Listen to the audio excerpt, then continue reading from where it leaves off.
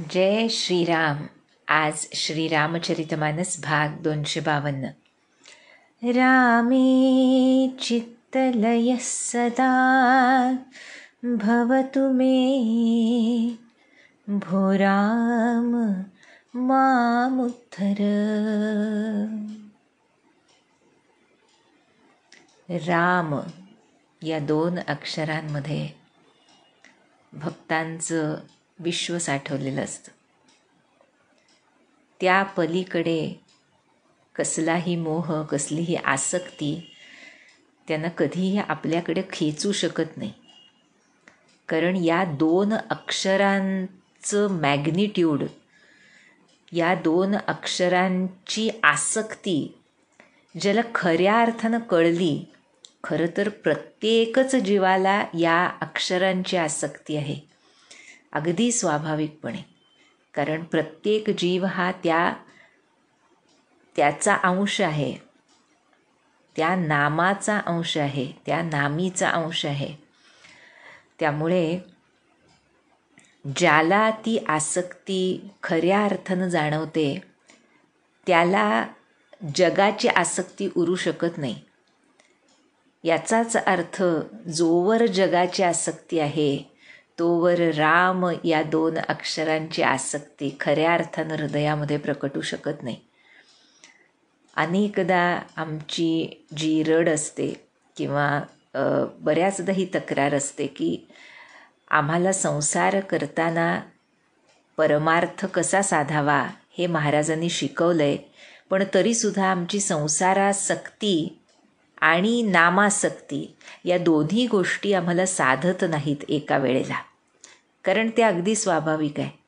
महाराजांनी नामामध्ये आसक्ती ठेवायला सांगितली आहे, संसार करायला सांगितला आहे. किंबहुना नामात आसक्ती ठेवली खऱ्या अर्थानं तर संसार होत जाईल सांगितलं आहे. त्यामुळे हे ज्यानं जाणलं त्याला खऱ्या अर्थानं चित्तलय स्थिती प्रभुकृपेनं अनायास साधते. याला आमचे महाराज अखंड सहज अनुसंधान म्हणतात. हे सहज अनुसंधान नामानं युक्त असलं की खऱ्या अर्थानं जीव विश्राम पावतो.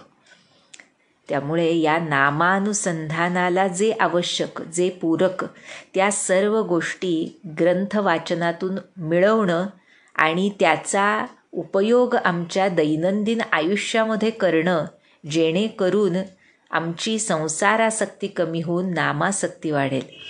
आणि त्यासाठी हे ग्रंथपठण आपण करतोय.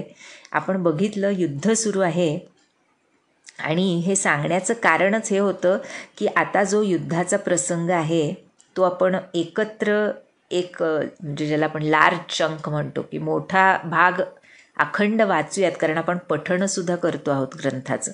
त्यामुळे त्याच्यामध्ये काही फारसं सांगण्यासारखं नाही. जिथं सांगण्यासारखं आहे तिथं थांबूयात आणि बघूयात.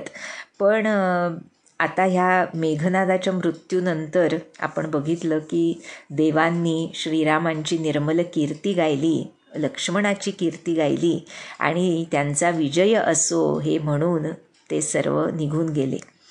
आता पुढे काय झालं, काय युद्धप्रसंग घडला त्याचं वर्णन तुलसीदास करतायत. रावणाच्या दरबारात त्याची काय प्रतिक्रिया उमटली तेही सांगतायत. म्हणाले, स्तुती करी सुरसिद्ध सिधाये, लक्ष्मण कृपा सिंधु पहियाये, सुतबध सुनाद सानन जबही, मूर्छित भयउ परिउ महितबही, मंदोदरी दन कर भारी, उरताडन बहुभांति पुकारी, नगर लोग सब व्याकुल सोचा, सकल कहहि 10 कंधर पोचा, तब 10 कंठ विविधि विधि समुझाई सब नारी, नस्वर रूप जगत सब देखहु हृदय विचारी, तिन्ही ज्ञान उपदेसा रावण, आपुन मंद कथा शुभ पावन, पर उपदेश कुशल बहु तेरे, जे आचरहीन नर न घनेरे. आहा महत्त्वाचं आहे हे, त्यामुळे बघूया. आधी सांगितलं की पुन्हा लक्ष्मण श्रीरामांजवळ आला आणि त्यांचं पुढचं बोलणं सुरू झालं. इकडे रावण मात्र पुत्रवधाची वार्ता ऐकून मूर्छित होऊन जमिनीवर पडलाय. मंदोदरी माता जोरात रडतीये, छाती बडवून घेतीये, अनेक प्रकारे आपल्या लेकाला हाका मारतीये, विलाप करतीये. नगरातले सर्व राक्षस शोकाकुळ झालेत आणि सर्वजण रावणाला नावं ठेवत आहेत. पण त्यावेळेला पहा बरं काय सांगितलंय की रावणानं सर्व स्त्रियांना समजावून सांगितलं आपल्या, काय हे संपूर्ण जगाचं दृश्य रूप नाशवंत आहे बरं का, नश्वर रूप जगत सब देखव, त्यामुळे मनात विचार करून बघा आणि हा शोक त्यागा, असं रावण आपल्या स्त्रियांना समजावतोय. त्यावर तुलसीदासांनी पुढची चौपाई जी रचली आहे ती फार सुंदर आहे. की पहा बरं, म्हणजे रावण खरं तो ज्ञानी आहेच, म्हणजे प्रश्नच नाही. ज्याला प्रत्यक्ष शिवभगवानांचा आशीर्वाद आणि कृपाप्रसाद आहे तो ज्ञानी नाही हे संभवत नाही. पण त्या ज्ञानाला सुमतीची जोड नाही, त्यामुळे सगळी पंचायत आहे, नाही का. पण इथे ज्या वेळेला काही चुकीची गोष्ट घडली आहे, वाईट गोष्ट घडली आहे, त्यावेळेला त्याचं ज्ञान वर येतं आहे. एका दृष्टीनं ज्याला आपण स्मशान वैराग्य म्हणतो ना, की काहीतरी झालं, चुकीचं घडलं की मग आम्हाला ज्ञान आठवतं आणि त्या ज्ञानाच्या गोष्टी आपण करतो. महाराज आमचे म्हणतात की लोकांना सांगणं खूप सोपं असतं. तेच पुढे म्हणतात तुलसीदास, म्हणाले रावणानं त्यांना ज्ञानाचा उपदेश केला. स्वतः नीच होता पण त्याचं बोलणं मात्र शुभ आणि पवित्र होतं. आणि काय सांगितलंय, आपुन मंद कथा शुभ पावन, पर उपदेश कुशल बहुतेरे, दुसऱ्याला उपदेश देण्यामध्ये लोक पटाईत असतात म्हणतात तुलसीदास. पण जे आचरहिते नर न घनेरे, उपदेशाप्रमाणे स्वतः आचरण करणारे लोक अगदी कमी असतात सांगतात. म्हणजे आतमध्ये शुद्ध भाव नाही, पण सांगताना मात्र अतिशय ज्ञान वैराग्यपूर्ण गोष्टी जगताला सांगणं, याला इथे रावणाचं रूपक योजलं आहे तुलसीदासांनी. आमच्या महाराजांचं एक वचन आजच बघितलं, कमाल आहे खरंच, म्हणजे काय योग घडवून आणतात ते. की त्यामध्ये त्यांनी दिलं आहे, ते आठवलं कशामुळे, कारण इथे जे म्हटलं आहे आपुन मंद कथा शुभ पावन, स्वतः मंदमती आहे आणि कथा मात्र जोरजोरात अगदी पूर्ण उपदेश ज्ञान वैराग्य सगळं ह्याच्यामध्ये भरलं आहे अशा रीतीनं करतोय.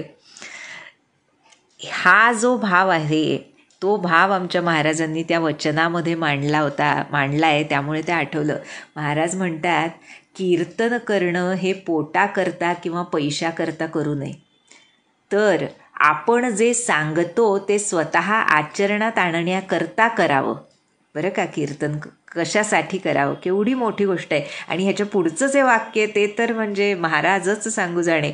म्हणतात कीर्तन केलं म्हणजे सांगितलं तसं मी आचरणात आणलं असं जाहीर करणं होय. बापरे म्हणजे खरंच ही बोच जी आहे ना, की जर आचरणात आलं नाही तर ते कीर्तन, प्रवचन, पठण, चिंतन, मनन काहीही कशालाही किंमत नाही, शून्य आहे खरोखर.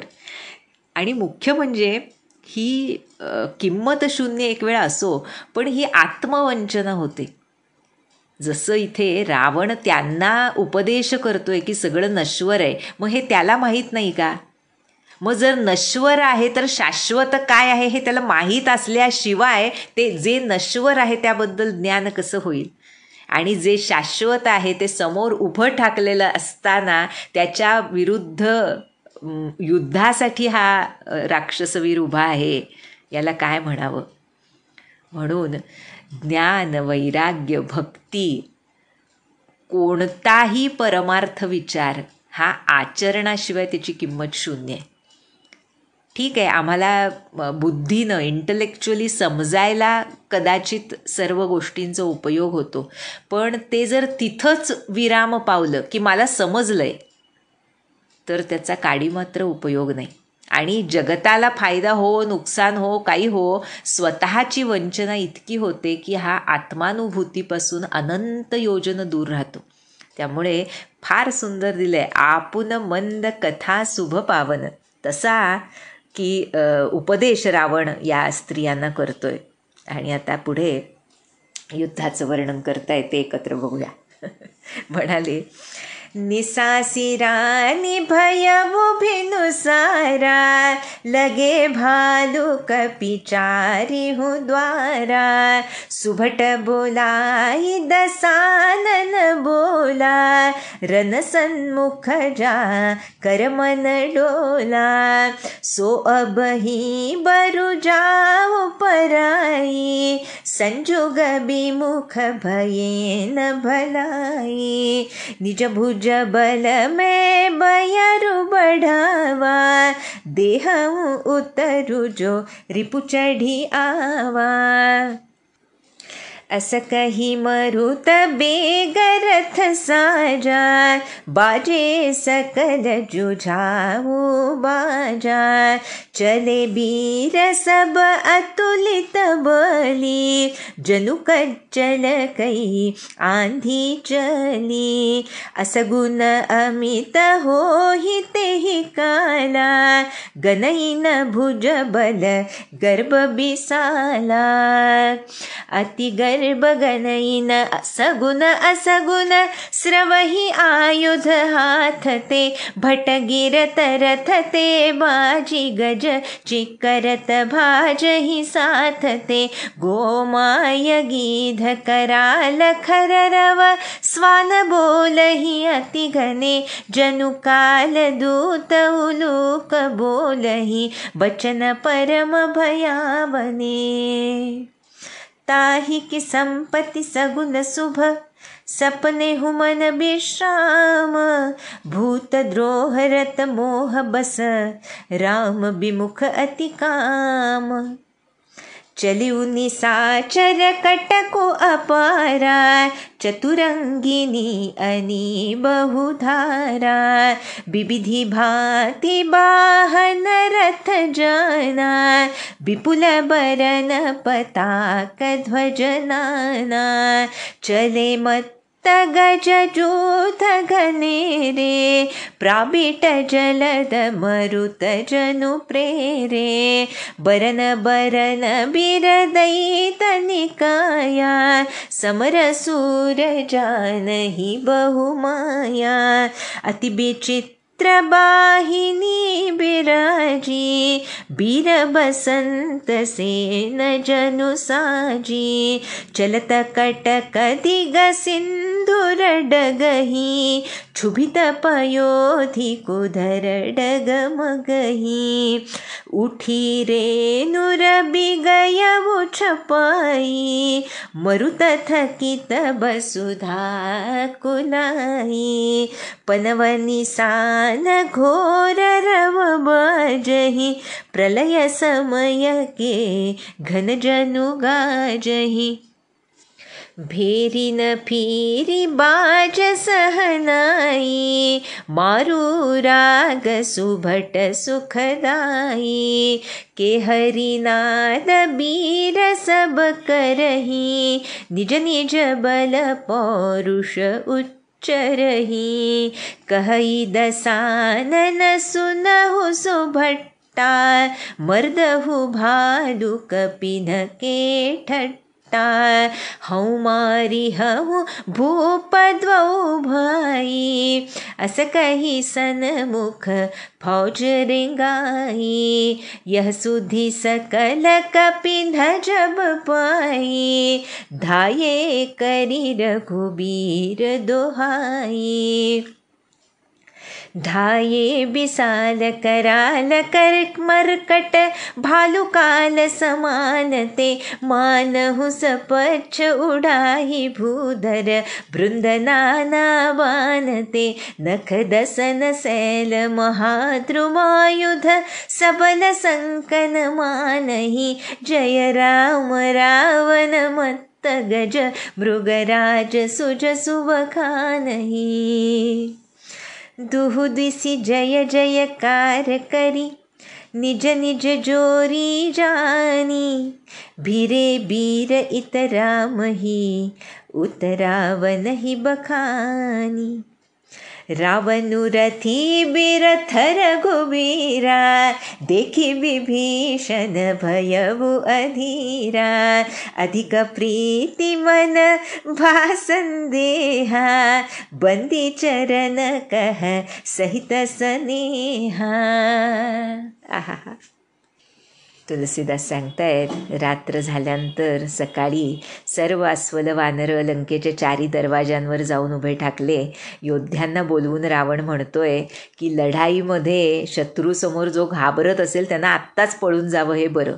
युद्धभूमीवर गेल्यावर पळून जाण्यामध्ये काही शहाणपणा नाही. मी आपल्या भुजांच्या बळावर हे वैर वाढवलंय. जो शत्रू जसा आहे तो जसा चाल करून आलाय त्याला मी उत्तर द्यायला समर्थ आहे. असं म्हणून रावणानं आपला एक रथ जो वायुवेगानं चालणारा होता त्याला तो सज्ज केला. युद्धाचे नगारे वाजू लागले आणि सर्व अतुलनीय बलवान जणू काजळाची वावटळ निघावी काळी कभिन्न तशी निघाली बरं का. असंख्य अपशकुन रावणाच्या बाजूला होऊ लागले. पण आपल्या भुजांचा मोठा गर्व असलेला हा बलशाली राक्षस त्यानं तिकडं लक्ष दिलं नाही म्हणतायत. आणि अत्यंत गर्वामुळे त्या शकुन अपशकुनाचा विचार त्याला नव्हता. हातातून शस्त्र खाली पडत होती, योद्धे रथातून खाली पडत होते, घोडे हत्ती चित्कार करून पळून जात होते, कोल्हे गिधाड कावळे आणि गाढवं ओरडत होती, कुत्री भुंकत होती, काळाचे दूत असल्याप्रमाणे घुबडं भयंकर आवाज करत होती. कारण काय सांगतायत आम्हाला तुलसीदास की जो जीवांशी द्रोह करण्यामध्येच मग्न आहे, जो मोहाला अखंड वश झालेला आहे, जो राम विन्मुख आहे आणि जो कामासक्त आहे, त्याला स्वप्नातही संपत्ती शुभशकुन आणि मनाचं समाधान मिळू शकेल का. भूत द्रोह रत मोह बस राम विमुख अति कामा ताही की संपत्ती सगुन शुभ सपने हो मन विश्रामा. स्वप्नात तरी त्याचं मन शांत असू शकेल का. अशक्य आहे. त्यामुळे अशा ह्या अपशकुनांचीच गर्दी झालेल्या रावणाच्या बाजूची अपार सेना निघाली. चतुरंग सेनेच्या तुकड्या होत्या. अनेक वाहनं रथ पायदळ होतं. पताका ध्वज मिरवत होते. हत्ती निघाले होते. जणू म्हणतायत वाऱ्यामुळे पावसाळ्यातले ढग जावेत तसे ते दिसत होते. विविध रंगांचे पोशाख केलेले वीर निघाले होते. मायावी वीर आहेत हे राक्षस सेनेकडचे म्हणतायत. जानही बहुमाया. आणि अशा रीतीनं ही सेना विलक्षण दिसत होती. जणू वीर वसंत ऋतूनं आपल्या सेनेला सजवलंय.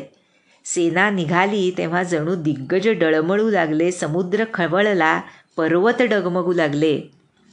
असं त्यांचं बळ होतं. असा धुरळा उडाला की सूर्यसुद्धा दिसेनासा झाला. जणू वायू वाहायचा थांबला, पृथ्वी व्याकुळ झाली. ढोल नगारे भयंकर आवाज करत वाजू लागले. जणू प्रलय काळचे मेघ असावेत असं वाटत होतं. आणि सर्वत्र सिंहनाद सुरू होता. सर्वजण आपापल्या पराक्रमाचं वर्णन करत होते. आणि रावण म्हणत होता, हे योद्ध्यांनो, हे उत्तम वीरांनो, ऐका. अस्वल आणि वानरांचे कळप दिसतायत, त्यांना चिरडून टाका आणि मी या दोन्ही राजकुमारांना मारतो. असं म्हणून त्यानं आपली सेना पुढच्या बाजूला घेतली. आणि जेव्हा वानरांना हे समजलं तेव्हा रघुनाथांचा जय जयकार करत हे सर्व वानरवीर त्या राक्षसांवर धावून गेलेत. विशाल काळासारखी ही वानरं अस्वल धावत निघाली.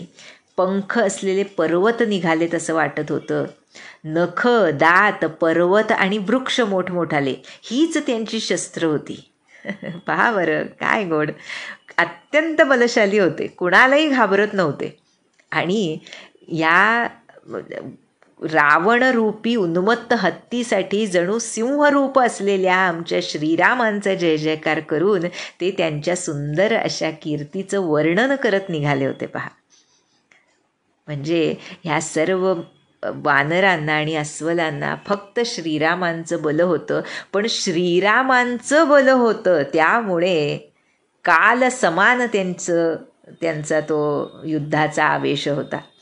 आणि दोन्ही बाजूंचे योद्धे जय जयकार करत आपापली जोडी बनवून लढत होते. आणि रघुनाथांचे आणि रावणाचे तिकडे दोघांची कीर्ती गात होते. इकडे रघुनाथांची कीर्ती गायली जात होती, तिकडे रावणाची कीर्ती गायली जात होती. आणि अशा रीतीनं हे दोन्ही योद्धे दोन्ही बाजूंचे एकमेकांना भिडले.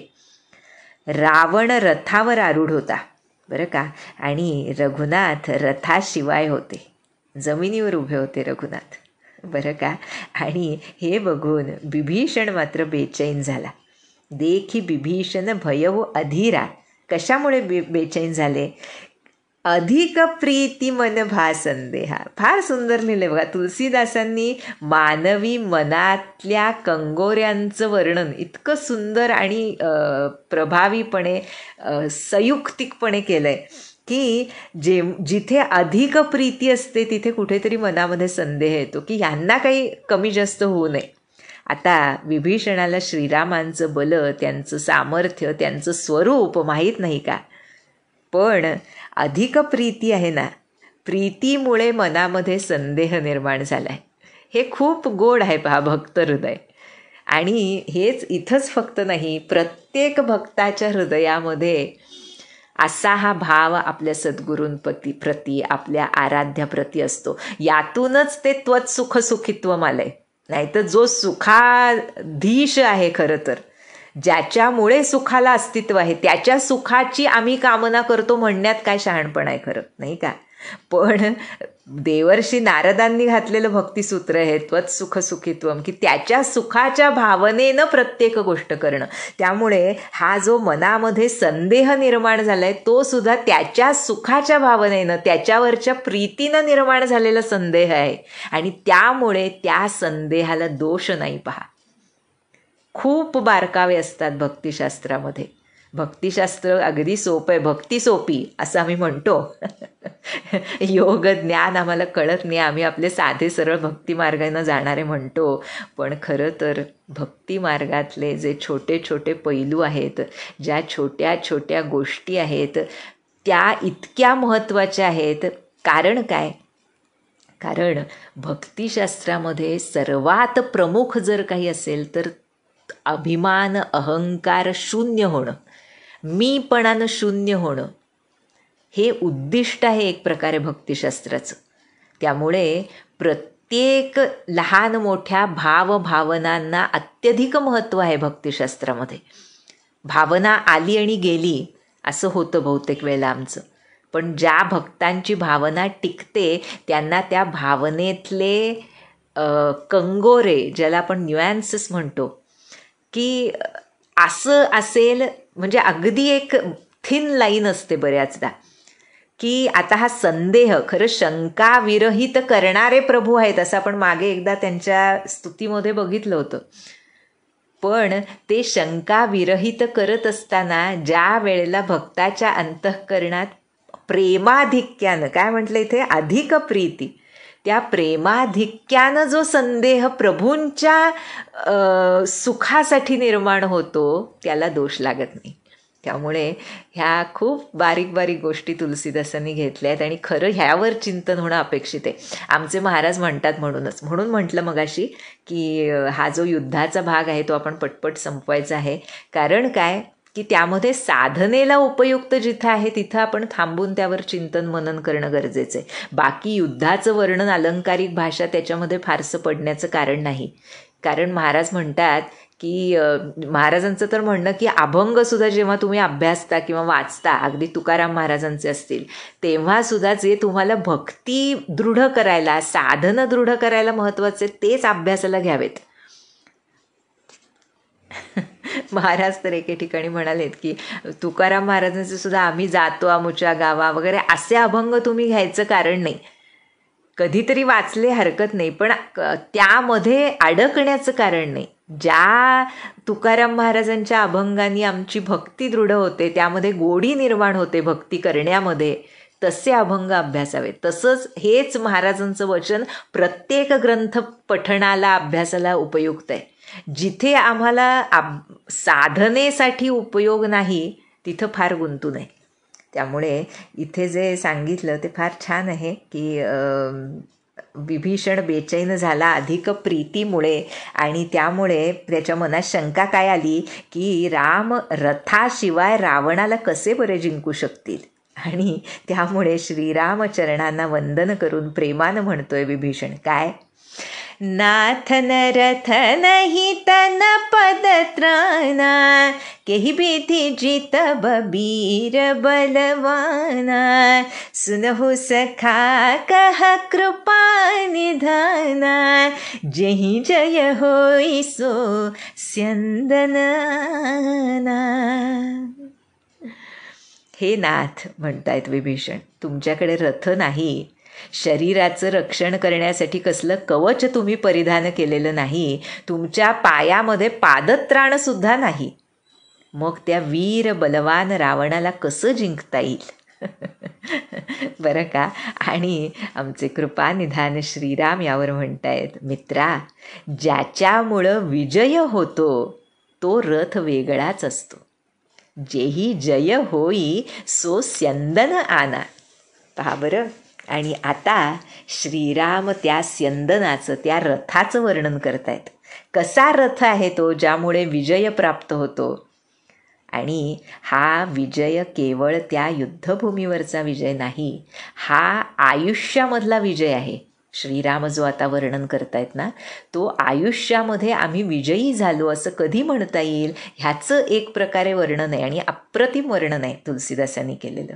म्हणतायत श्रीराम, सौरज धीरज तेहि रथ चाका, सत्यशील दृढ ध्वजा पताका, बल बिबेक दम परहित घोरे, क्षमा कृपा समतार जुजोरे, ईस भजनु सारथी सुजना, बिरती चर्म संतोष कृपाना, दान पर सुबुद्धि शक्ति प्रचंडा, बरबेज्ञान कठिन कोदंडा, अमल अचल मन त्रोन समाना, समझ मनीय मसिली मुखनाना, कवच अभेद प्रगुर पूजा, एहि सम विजय उपायन दूजा, सखा धर्ममय असरथ जाके, जीतन कहन कतहु रिपुता के, महा अजय संसार रिपु, जीति सकै सो वीर, जाके असरथ होई दृढ, सुनहु सखा मति धीर. काय वर्णन करतायत श्रीराम त्या रथाचं, ज्या रथामुळं विजय होतो त्या रथाचं वर्णन करतायत. म्हणाले त्या रथाची चाकं कोणती आहेत माहीत आहे का? शौर्य आणि धैर्य ही त्या रथाची चाक आहेत. त्यामधला धैर्य जो गुण आहे ना, तो श्रीरामांमध्ये अत्युच्च डिग्रीमध्ये आपल्याला दिसून येतो. प्रत्येकच ठिकाणी आपण बघितले, अगदी बालकांडापासून त्यांचं म्हणजे वयानं लहान असल्यापासून ते प्रत्येक आयुष्यातल्या कलाटणीच्या वेळांमधून हे धैर्य श्रीरामांमध्ये, म्हणजे धैर्य खरं ना, श्रीरामांच्या गुणांबद्दल जेव्हा आम्ही बोलतो तेव्हा ते खूप काय म्हणायचं, खूप छोटी वाटतात ती विशेषण. कारण धैर्य श्रीरामांमध्ये आहे असं म्हणण्यापेक्षा खरं श्रीरामांमुळे धैर्य अस्तित्वात आलं आहे असं म्हणावं लागेल. असं ते आहे. प्रत्येकच गुणाच्या बाबतीत हे खरं आहे. प्रत्येक गुण श्रीरामांच्या आधारानं राहतात. त्यामुळे त्यांच्यामध्ये तो आपण अनेकदा गुणविशेष आपण अनेकदा बघितलं, देवांनी वर्णन केलं आहे, विविध व्यक्तींनी ऋषीमुनींनी स्तुती केली आहे, त्यामध्ये श्रीरामांचं गुणवर्णनच आहे. आणि ते करणं महत्त्वाचं आहे आमच्यासारख्यांना, कारण ते गुण आम्हाला आत्मसात करायचेत म्हणून त्याचं वर्णन करणं जरूर आहे. पण वर्णनातीत असलेले श्रीराम, त्यांच्यामुळे गुणांना अस्तित्व आहे. त्यामुळे इथं म्हणतायत की शौर्य धैर्य ही त्या रथाची चाकं आहेत, सत्य आणि शील हे त्याचे ध्वज आणि पताका आहेत. इथे सुद्धा पुन्हा सत्य, या इतकं महत्त्व परमार्थ मार्गामध्ये कशाला नाही. हे सत्यत्व मुख्यतः आपल्या सद्गुरूंबरोबर अखंड सांभाळावं लागतं म्हणतात संत. तिथं एक सुद्धा लहानसा लूपहोल किंवा ज्याला आपण त्रुटी राहिली तर ती शिष्याला फार भारी पडते. भारी पडते म्हणजे खूप जास्त मागं येतो शिष्य. कारण एक तर पहिली गोष्ट, सद्गुरू जे खरे सतगुरू असतात त्यांच्यापासून काही लपवलं जाऊच शकत नाही. We are transparent in front of him. पूर्णपणे आपलं अस्तित्व तिथं नाहीसं होत असतं, आपल्याला कळो अगर न कळो. त्यामुळे सत्य ही एक अशी गोष्ट आहे परमार्थ मार्गामध्ये, त्याचं विसर्जन कधी होऊ शकत नाही, कारण आमचा मार्गच सत्याकडे जाणार आहे. भगवंत हे ते परमसत्य आहे. त्यामुळे सत्याला एवढंसं सुद्धा कुठं डावलून आम्ही परमार्थ मार्ग चालू शकत नाही. त्यामुळे का उशीर लागतो परमार्थ मार्गावर चालायला किंवा स्थिर व्हायला, खरं तर याचं कारण आम्ही सत्याला खऱ्या अर्थानं वरलेलं नसतं. अगदी लहान सहान रोजच्या आयुष्यामध्ये आम्ही अनेकदा खोटं बोलत असतो. त्याला कारणं देऊ आम्ही काहीतरी, म्हणजे जस्टिफाय करू, पण ते जस्टिफिकेशन परमार्थ मार्गावर चालत नाही. त्यामुळे म्हणतायत सत्य हे ध्वज आहे म्हटलंय. हा रथ म्हणजे खरं परमार्थाचा रथ आहे तो श्रीरामांचा. त्यामुळे सत्य हा त्या रथाचा ध्वज आहे, शील ही त्याची पताका आहे, बल संयम विवेक आणि परोपकार हे 4 त्याचे घोडे आहेत, आणि क्षमा दया समता रूपी दोरीनं रथाला बांधलेत. काय चौपाई आहे, म्हणजे गागर में सागर म्हणतो आपण तसं भरलेली चौपाई आहे पहा, नाही का. की विवेक म्हटलंय, संयम परोपकार बल, प्रत्येक म्हणजे किती सांगावं, प्रत्येक त्या शब्दाला इतकं महत्त्व आहे, इतकं त्याला पावर आहे त्याच्यामध्ये. की क्षमा म्हटलंय, दया म्हटलंय, समता म्हटलंय. ही समता तर आपण मागेही बघितलं, पंक्ती प्रपंच परमार्थात चालत नाही. समदर्शित्व यावंच लागतं कधी ना कधी. यामध्ये शत्रू मित्र याला संबंधच नसतो याचा. प्रत्येकाबरोबर तसाच व्यवहार कदाचित वेगळा असू शकेल, पण प्रत्येकाबद्दल तोच शुद्ध भाव अंतःकरणामध्ये, तीच शुद्ध भावना, यत्किंचितही द्वेषाची भावना नसणं, प्रत्येकाला समान रूपानं सुख प्राप्त व्हावं याची खरी कामना, शुभवासना म्हटलंय योगवासिष्ठात. तसं ते खूप म्हणजे शुभवासना ते तिथं वेगळ्या अर्थानं आहे की आपल्याला मोक्षकडे घेऊन जाणारी जी वासना असते भगवंताकडे. पण त्या लहान लहान गोष्टीतून सुरुवात केल्याशिवाय आपण मोक्षाच्या द्वारावर कसे जाणार, आणि त्याच्या पुढं भक्ती आहे. त्यामुळे इथे जे सांगितलं आहे, प्रत्येक शब्द आपण आता प्रत्येकाचं बघत बसणार नाही, पण आपण जर पुन्हा वाचाल तर त्यामध्ये आपण खरंच चिंतन करून पुढं जावं, अशा चौपाया आहेत या. पुढे म्हणतायत, या रथाचा सारथी कोण आहे? ईस भजनू, ईश्वर भजन हाच त्या रथाचा सारथी आहे. वैराग्य ही ढाल आहे, संतोष ही तलवार आहे, दान हा परशु आहे, बुद्धी, इथं सद्बुद्धी म्हणायचे, ही प्रचंड शक्ती आहे, आणि श्रेष्ठ विज्ञान हे ते बळकट धनुष्य आहे. बरं का. नंतर म्हणतायत, निर्मल आणि अचल मन हे भातेत. काय शब्द वापरले तुलसीदासांनी खरंच. म्हणजे निर्मळ मन आपण अनेकदा बघितलं आहे, पण अचल मन, स्थैर्य महत्त्वाचं आहे. कोणत्याही युद्धाला तोंड देऊन विजयी होण्यासाठी, अंतर्गत युद्ध असो बाह्य युद्ध असो, ते स्थैर्य फार महत्त्वाचे. आणि हे स्थैर्य फक्त एका सद्गुरूंच्या चरणाशीच मिळू शकतं. आमची भटकंती थांबली की हे अचल मन होतं. कारण देहाची भटकंती आणि मनाची भटकंती ही कुठंतरी इंटर रिलेटेड असते. त्यामुळे जोपर्यंत देह विसावत नाही एका जागी आणि बसून नामस्मरण करत नाही, तोपर्यंत मन अचल बनू शकत नाही. सुंदर शब्द आहे पहा, अचल हा शब्दच सुंदर आहे मुळात. तशी ही स्थिती आहे, ही प्रगती नाही, ही स्थिती आहे, परमार्थाची अवस्था आहे. त्यामुळे पुढे म्हणाले, शम यम नियम हे पुष्कळ बाण आहेत, जे साधन चतुष्टय सांगतात एका दृष्टीनं तुलसीदास आम्हाला इथे श्रीरामांच्या मुखातून. आणि पुढे म्हणतायत, विप्र आणि गुरु यांचं पूजन हेच ते अभेद्य कवच आहे या रथाचं. आणि एही सम विजय उपाय न दूजा, हे सर्व करण्याशिवाय विजयाचा दुसरा उपाय, दुसरा मार्ग नाही. आणि त्यामुळे सखा धर्ममय असं रथ जाके, जीत न कहन कतहु रिपुताके.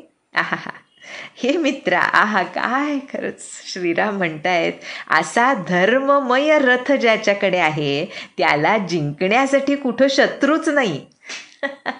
म्हणजे विजय कसा आहे हा, युद्ध न करावं लागताच विजय होतो.